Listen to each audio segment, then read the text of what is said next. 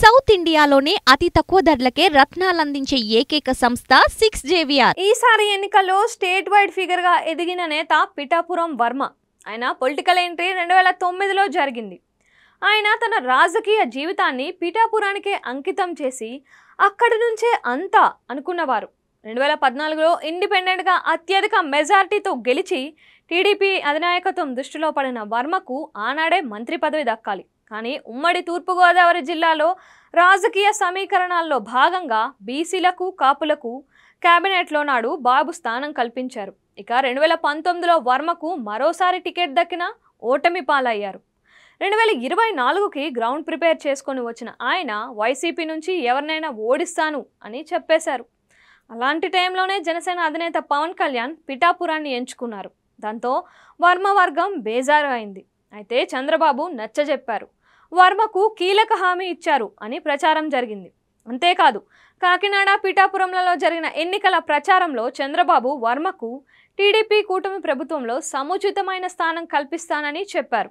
ఇక చంద్రబాబు విదేశాల నుంచి టూర్ ముగించుకొని గురువారం ఉండవల్లి రాగానే ఆయన నివాసంలో వర్మ కలిసి ముచ్చటించారు. తనకు పిఠాపురంలో అప్పగించిన బాధ్యతలను సక్సెస్ఫుల్గా నెరవేర్చానని చెప్పారు. జనసేనకు ఎంత మెజారిటీ వస్తుందో కూడా బాబుకు చెప్పేశారు, మీడియాకు చెప్పేశారు. దాంతో బాబు వర్మకు శబాస్ అని మెచ్చుకున్నారు అని టాకు. ఇదిలా ఉంటే వర్మకు బాబు ఇచ్చే గిఫ్ట్ ఏంటి అన్నదే ఇప్పుడు చర్చగా ఉంది. టీడీపీ కూటమి అధికారంలోకి వస్తే పిఠాపురం నుంచి పవన్ ఖచ్చితంగా మంత్రి అవుతారు.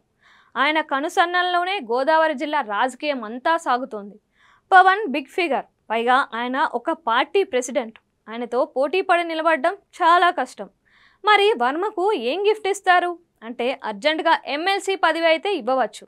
వైసీపీ వరుసపెట్టి 3-4 మీద అనర్హత వేటు వేసి దాదాపుగా 4 కాళ్ళను అట్టే పెట్టింది. అలా టీడీపీ కూటమి అధికారంలోకి రాగానే ఎమ్మెల్సీ పదవులు ఉంటాయి. అందులో తొలి ప్రాధాన్యతగా వర్మకు ఎమ్మెల్సీ ఇస్తారు అనే చర్చ నడుస్తోంది. అంటే ఎమ్మెల్యే కావాల్సిన వర్మ ఎమ్మెల్సీ అవుతారన్నమాట. మరి అంతకు మించి ఆయనకు ప్రాధాన్యత ఉంటుందా అంటే లేదు అనే వినిపిస్తోంది.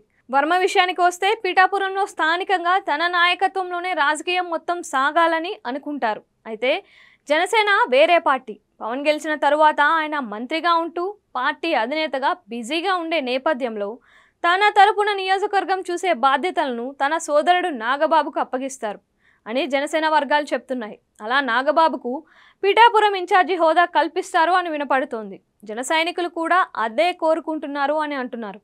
మరి వర్మ వర్గీయులు మాత్రం పవన్ని భుజాన మోసి గెలిపించడంలో కృషి చేసిన వర్మకే బాధ్యతలు ఇవ్వడం న్యాయమని పట్టుబట్టారు. ఆయన లోకల్ పర్సన్ అని, ఒకసారి ఎమ్మెల్యేగా చేశారు కాబట్టి అన్నీ ఆయనకు తెలుస్తాయని వర్మ అభిమానులు చెబుతున్నారు. అయితే జనసేన ఒక రాజకీయ పార్టీగా బలపడాలి అంటే నాగబాబుకే బాధ్యతలు అప్పగించడం కరెక్ట్ అన్నది గాజుగాస్ పార్టీలో వినిపిస్తున్న మాట. మొత్తానికి పిఠాపురం వర్మ రాజకీయ జాతకం కూడా రేపటి ఫలితాల తరువాత పూర్తిగా డిసైడ్ అవుతుంది అని విశ్లేషకుల మాట.